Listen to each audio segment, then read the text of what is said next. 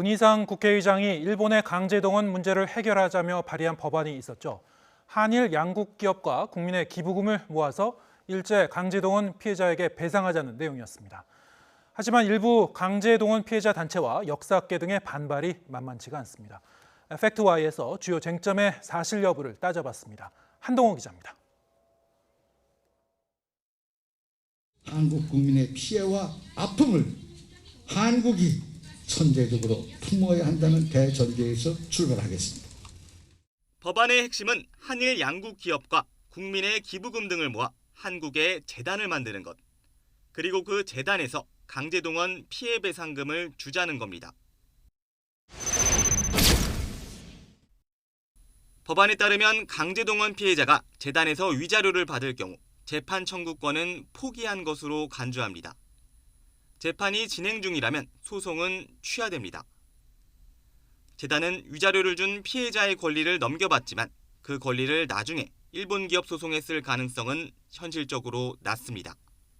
결국 위자료를 받은 피해자에 한해 전범 기업의 배상 책임은 사실상 면제되는 셈입니다.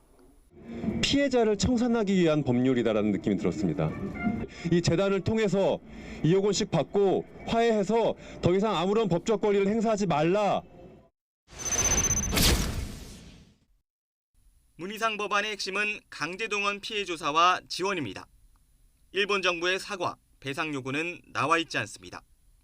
피해자에게 주는 위자료는 한일 기업과 국민의 기부금 등으로 일본 정부의 배상금은 없습니다. 논란이 됐던 박근혜 정권 때의 화해치유재단 잔액은 최종안에서 빠졌고 일본군 성노예 피해자도 지원 대상에서 제외됐습니다. 문희상 의장 법안 자체가 그런 것들에 대해서 일본이 입장을 바꿀 수 있도록 하는 도움을 주는 그런 것과는 거리가 멀기 때문에 오히려 거꾸로 가기 때문에 그럴 가능성은 전혀 없다고 저는 보고 있습니다.